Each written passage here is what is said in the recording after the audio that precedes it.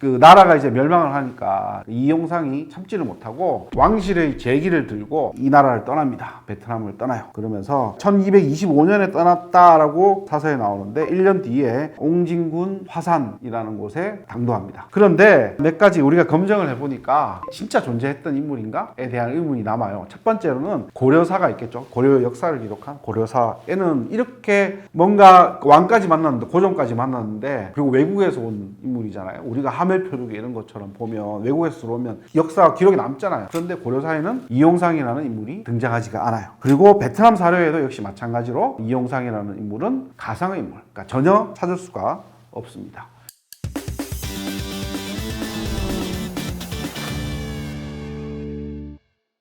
안녕하세요. 저는 한국외대 동남아연구소에서 동남아 연구를 하고 학생들을 가르치고 있는 장준형이라고 합니다. 일단 베트남어는 한자어로 표기가 다 가능해요. 응우엔 씨 같은 경우에는 쉽게 말해서 이제 왕족이에요. 왕족. 그러니까 베트남은 여러 개의 왕조들이 있었겠죠. 근데 그 가운데서 제일 마지막 왕조, 그러니까 1802년부터 1945년까지 존재했던, 지금 여러분들 여행 많이 가시잖아요. 후에라는 곳이 있죠, 중부지방에. 그러니까 후에를 중심으로 해서 건국됐던 응우엔 왕조가 있어요. 한자로는 이제 원자입니다. 이게 이제 현지어 발음으로는 응우엔 씨가 되겠습니다. 그래서 일종의 왕족이라고 볼 수가 있겠죠. 근데 이제 이 성씨가, 베트남에는 성씨가 워낙 많은데 그 가운데에서 응우엔 씨가 절대적으로 많고, 조사를 한번 해보니까 전체 인구의 한 40% 정도가 됩니다. 그러니까 40%가 왕족이라고 생각을 하시면 되겠죠. 그리고 두 번째로 많은 게 한 10% 정도 되는데 쩐씨가 있고요. 쩐씨도 역시 마찬가지로 왕족. 요 앞에, 그러니까 응우엔 왕조 이전에 있었던 쩐왕조, 한자로는 진이거든요. 그 다음에 비슷한 수치로 이제 레왕조가 있습니다. 한자로는 여가 되는데 여기 한 10% 정도가 돼요. 세 개 다 왕실, 그러니까 왕족들인데, 재밌는 게 뭐냐면 쩐씨랑 그 다음에 응우엔 씨가 이제 한참 대립을 하고 있을 때, 그때 당시 사람들이 성을 바꿔요. 뭐로 바꾸느냐? 고씨로 바꿔요. 높을 고자 있죠. 고씨로 바꾸고 그 현지어로 이제 까오씨로 바꾸게 되는데, 근데 쩐씨 왕조가 끝나고 난 다음에 응우엔 왕조 씨가 들어오겠죠. 그때 이제 응우엔 왕조 초대 왕이 까오씨에 대한 박해를 막 시작합니다. 그러니까 까오씨를 갖고 있던 사람들이 다시 성을 응우엔 성씨로 바꾸게 되는 겁니다. 그러니까 우리의 기준에서 봤을 때는 성을 바꾼다라는 거는 우리의 뿌리, 가문 자체를 바꾼다라고 생각하니까 이해가 되지 않는 경우가 있죠. 베트남에서 이렇게 성씨가 많다 보니까 농담 비슷하게 응우엔씨 이렇게 얘기하다 보니까 사람들이 그러면 구별할 때 어떻게 하느냐? 성씨로 부르지 않습니다. 우리나라는 어이 박씨, 김씨 뭐 이렇게 부르는데 베트남에서는 그렇게 부르지 않고요. 이름을 부릅니다. 이름에 보통 마지막 자를 불러서 그렇게 부르고요. 그리고 이름도 이제 보통 상속이 되는데, 그 아들 같은 경우에는 그 아버지 이름, 그 다음에 딸 같은 경우에는 어머니 이름을 상속받아서 쓰기도 한답니다. 그리고 아마 여러분들이 뭐 한 번쯤은 다 들어보셨을 법한 베트남의 최고의 위인이죠. 호찌민 같은 경우는 이제 호시성이라고 알려져 있지만 실제로는 그렇지 않습니다. 이 사람은 응우엔 성씨입니다. 역시 마찬가지로 응우엔 성씨인데, 그 독립운동을 하는 과정에서 이름을 엄청 많이 바꿨습니다. 거의 뭐 어떤 사람들은 한 70번 정도 바꿨다라고 주장하는 사람들도 있고 150번, 200번 정도를 바꿨다라고 주장하는 사람들도 있습니다. 그래서 베트남 사람들에게 있어서 이름은 우리처럼 한 번 지으면 쭉 가는 것이라기보다는 인생의 어떤 분기점, 전환점, 굴곡 이런 거를 겪을 때마다 이름을 바꾸게 되는데, 성도 자유롭게 바꿀 수 있다는 것 자체가 상당히 재밌는 사실 중에 하나인 것 같습니다. 보통 우리에게 알려져 있는 베트남 왕자의 한국 기와는 그 화산 이씨라는 것이 있거든요. 성씨. 그러니까 화산은 지금으로 따지면 이제 황해도, 옹진을 근거로 두고 있는 지역인데요. 또 정선 이씨가 있어요. 그 다음에 우리나라에서 아마 제가 아무리 찾아봐도 없는 것 같은데 막씨가 있는데, 막씨도 있습니다. 그러니까 세 개의 성씨가 우리나라로 들어왔다라는 그런 역사가 있습니다. 그런데 먼저 제가 이제 역사적 사료에 근거를 하고 있고, 그리고 화산 이씨나 그 다음에 정선 이씨 들이 주장하는 그들의 집안 내력이랑 좀 다를 수 있다라는 것을 미리 말씀을 드리겠습니다. 왜냐하면 맞지 않는 것들이 좀 있거든요. 역사적으로 증명되지 않은 것들도 있고, 마치 우리가 박혁거세, 밀양박씨의 시조인 박혁거세가 아래서 태어났다라고 그러는데 이걸 진짜 아래서 태어난 사람으로 믿느냐 그렇지 않느냐의 문제로 볼 수 있는 거잖아요. 그러니까 그렇게 어느 정도 먼저 이해를 하시고 제 얘기를 들어주셨으면 좋겠습니다. 자, 먼저 그 화산 이씨에 대해서 말씀을 드리면, 일단 우리나라의 화산 이씨가 그렇게 많지가 않습니다. 됩니다. 2015년 한 10년 전 기준으로 봤을 때 한 1,500명 정도가 거주하는 것으로 알려져 있는데, 이 시기는 베트남의 리 왕조가 들어갑니다. 그러니까 리는 한자어로 이제 그 오얀리 있죠. 우리나라의 이시 같은 겁니다. 그 시기인데 리 왕조는 11세기, 그러니까 1009년부터 해서 1224년까지 있었던 왕조예요. 화산 이씨는 그 왕조, 이씨 왕조의 마지막 거의 끝부분이라고 생각을 하시면 돼요. 자, 시대는 그 6대 왕인 그 아인똥, 그러니까 한자어로는 명종입니다.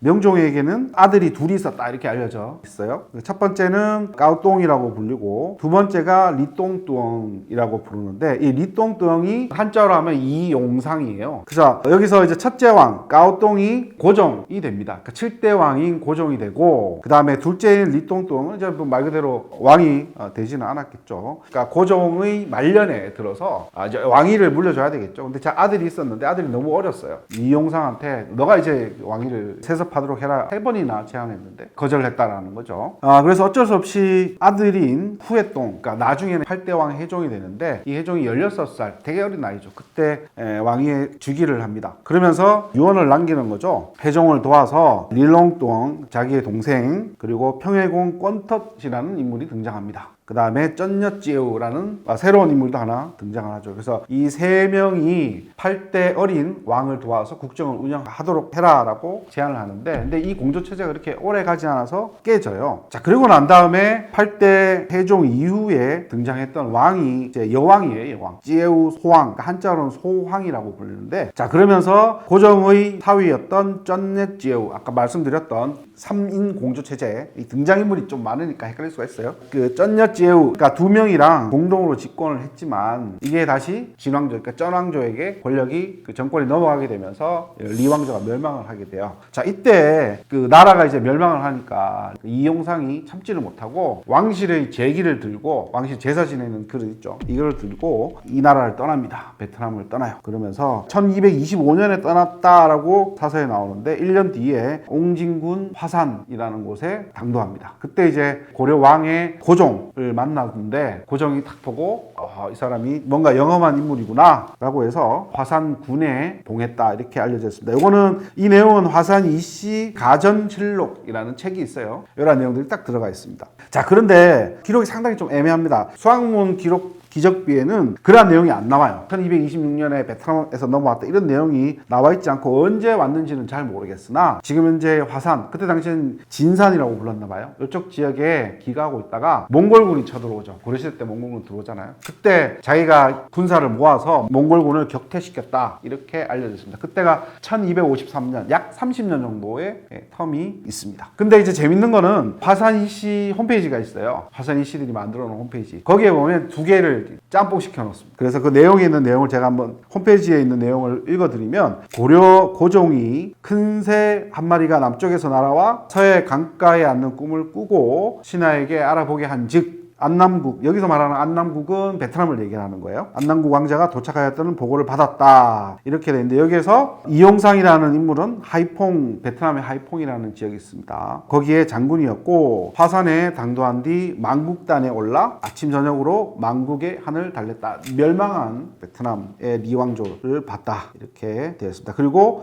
몽골군과 5개월 동안 전쟁을 해서 큰 승리를 거뒀다. 그래서 백마를 타고 다녀서 백마 장군이라고 불리기도 했다. 뭐 이런 내용들이 쭉 나와 있어요. 그래서 화산 이씨들은 이게 베트남에서 넘어온 이용상이라는 사람이 우리의 시조다 이렇게 주장을 해요. 그런데 몇 가지 우리가 검증을 해보니까 몇 가지 진짜 존재했던 인물인가에 대한 의문이 남아요. 첫 번째로는 고려사가 있겠죠. 고려 역사를 기록한 고려사에는 이렇게 뭔가 왕까지 만났는데, 고종까지 만났는데, 그리고 외국에서 온 인물이잖아요. 우리가 하멜표류기 이런 것처럼 보면 외국에서 들어오면 역사 기록이 남잖아요. 그런데 고려사에는 이용상이라는 인물이 등장하지가 않아요. 그리고 베트남 사료에도 역시 마찬가지로 이용상이라는 인물은 가상의 인물, 그러니까 전혀 찾을 수가 없습니다. 그리고 릴롱뚜엉, 그러니까 이용상이 한국으로 올 때, 그러니까 화산으로 넘어올 때 같이 넘어왔던 평해군 꼰텄, 자신의 오른팔이었죠. 이 사람의 행방도 묘연합니다. 그러니까 이 사람이 진짜 실존했던 인물인지 아니면 가공의 인물인지 이것도 정확히 알려지지 않았습니다.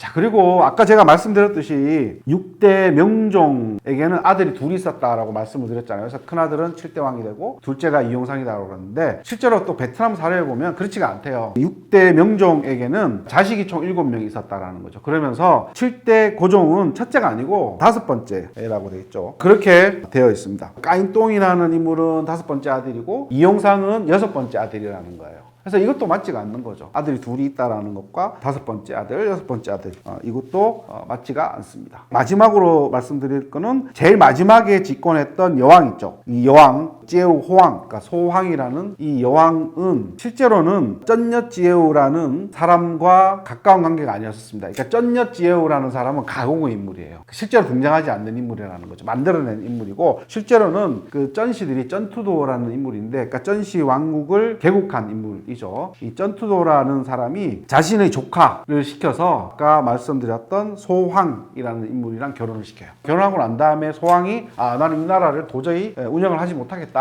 그렇게 해서 국권을 넘기는 그러한 형태로 해서 리왕저가 멸망하게 되거든요. 그래서 아까 말씀드렸던 지에우 호황이 고종의 사위였던 쩐녀 지에우라는 인물이랑 같이 통치를 하다가 나라가 멸망했다. 이런 것과 맞지는 않아요. 그렇게 해서 화산이 씨들이 주장하는 뭐 다양한 그들의 사료 이런 것들을 막 얘기를 하면서 우리가 베트남에서 넘어온 사람들이 맞다라고 하는데 역사적으로 이렇게 검증을 해보니까 좀 허점들, 가상인물도 좀 등장을 하고 허점들도 만만치 않게 있는 것 같아요. 사실인지 아닌지 그거는 명확하게 우리가 검증돼야 될 거고 실제로 이제 베트남에서도 이건 일종의 팩트로 받아들이고 있어요. 그리고 화산이 씨들도 당연히 이용상이라는 인물이 실존했었고 우리의 시조다라고 받아들이고 있기 때문에 양국 간에는 명확하게 이거는 사실이다라고 받아들이는 거죠. 그래서 뭐 90년대 그 이후부터는 날짜를 정해가지고 비정기적으로 해서 화산이 씨들이 베트남을 방문을 해요. 방문을 하고 뭐 베트남 공산당 그 높은 사람 고위 관료들 있겠죠. 이 사람들이랑 회합도 가지고 그렇게 하는데 이게 일종의 문화적인 교류 뭐 이런 걸로 볼 수가 있겠죠. 우리나라에도 많은 성씨의 시조들이 있잖아요. 그래서 그런 시조들이 정말 실존했던 인물인지 전설상의 인물인지 이런 것들 우리가 그냥 받아들이잖아요. 가급적이면 다. 뭐 그런 개념이라고 보시는 게 낫지 않을까라는 생각이 들어요. 그 고려 입장에서는 새로운 성씨를 하사한 게 아니고 베트남에서 쓰던 성씨를 그대로 쓰게 했다라는 거. 이게 상당히 존중해줬다라고 볼 수가 있겠죠. 베트남 사람의 지위 그 자체를 되게 존중해줬다라고 볼 수 있을 것 같습니다.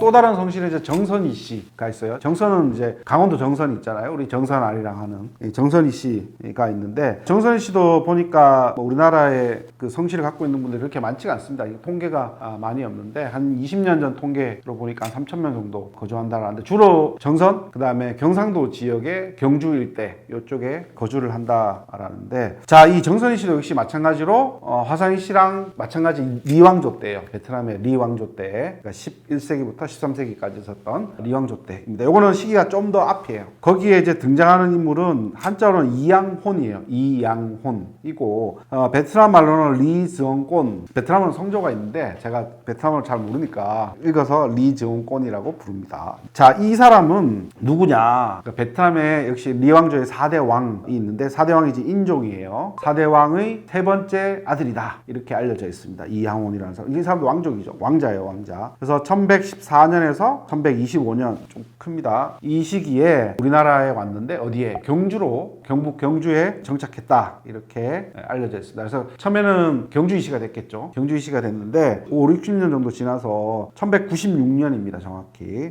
이항온의 6대 손인 이의민이라는 인물이 등장하는데 이의민은 고려시대 때 무신정권이 있었잖아요. 고려시대 무신정권의 아주 중요한 인물 중에 하나였었죠. 근데 이의민 다음에 등장한 인물이 이제 최충원인데 그 이의민 가문들이 최충원에 의해서 다 몰살당해요. 암살당하는데 그 가운데 살아남았던 사람이 그러니까 증손자 가운데 우원이라는 사람이 있습니다. 이우원. 이 사람이 살아야 되잖아요. 그래서 이제 피해서 정선으로 도망을 가게 되는 겁니다. 그래서 정선에 도망가서 정착하면서 공이었던 경주를 버리고 이제 정선이 씨로 탈바꿈하게 됩니다. 자, 이것도 여러 가지 문제점들이 또 있습니다. 진짜 실존했던 인물인가라는 겁니다. 실제로 검증을 해보니까 리왕조의 4대 왕에게는 아들이 없었답니다. 아들이 없었어요. 그래서 자기 동생의 아들이겠죠? 조카겠죠? 이 조카를 태자로 삼게 됩니다. 그러면서 그 태자에게 왕위를 주게 되는 겁니다. 5대 왕이 이제 떤통, 한자로는 신종이라고 부르는데 이 5대 왕이 그 4대 왕의 조카가 되는 것이겠죠. 그러니까 일단 여기서 리증권이 4대 왕의 삼남이라는 건데 그런 사실은 없다라고 알려져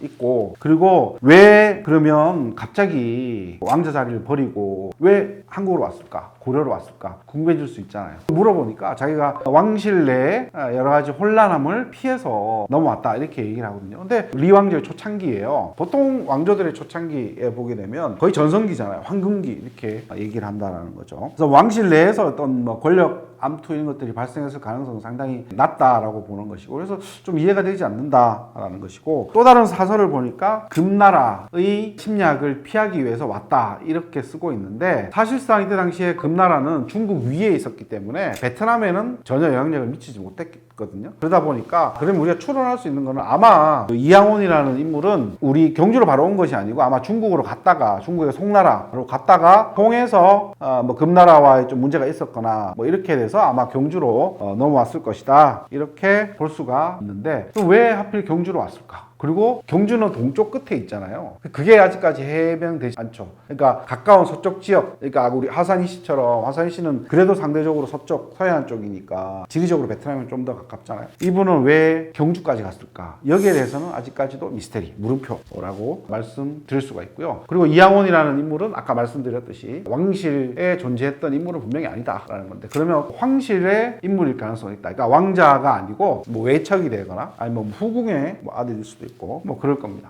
정말 이 인물이 실존했는지 이런 것들은 전혀 확인되지 않는다라는 것이고, 그리고 또 그 흥미로운 것은 고려시대 때 무신 정권은 우리나라의 역사를 통틀어서 엄청난 군인이 말 그대로 정치에 개입했던 거의 최초의 사례라고 볼 수 있거든요. 또 100년 동안이나 군인들이 정권을 장악했으니까. 근데 이 이의민이라는 자가 베트남에서 넘어왔으면 분명히 언급이 돼야 되거든요. 이 사람의 출신이 어디다라는 것인데 그게 명확하게 나와 있지 않아요. 그래서 아마 이의민이 지금은 이제 정선희 씨로 쓰고 있는데 이 사람이 과연 이양원, 리정권의 후손이었을까? 뭐 여기에 대해서도 의문이 있을 것 같습니다. 그리고 마지막으로 이 정선희 씨 족보가 고려시대 때 만들어진 게 아니고 17세기에 만들어집니다. 숙종, 조선 숙종 때인 1677년에 이 족보가 만들어집니다. 그러다 보니까 조선시대에 들어서 여러저런 많은 썰들이 있겠죠. 이런 썰들을 다 모아서 집대성해서 정선희 씨라는 새로운 성씨의 족보가 만들어진 게 아닌가 이렇게 볼 수 있을 것 같습니다. 그래서 그 뭐 화산희 씨나 정선희 씨 이런 것들을 보면 순서로 봤을 때는 정선희 씨가 먼저고 뒤에 화산희 씨인데, 이 베트남 사람들이 우리 한반도로 이주해 왔다라는 것은 성씨로만 확인되는 것이 아니고 분명히 이주해 왔을 거예요. 많은 교류를 했을 것이고, 그리고 우리나라 사신들이나 뭐 학자들 이런 사람들이 중국으로 상당히 많이 갔었잖아요. 공부를 하러 중국으로 갔었고, 베트남 사람들도 역시 마찬가지로 중국에 왔고, 중국에서 양쪽의 사신들이나 이런 사람들이 만났다라는 기록들도 상당히 많이 있거든요. 그래서 자연스럽게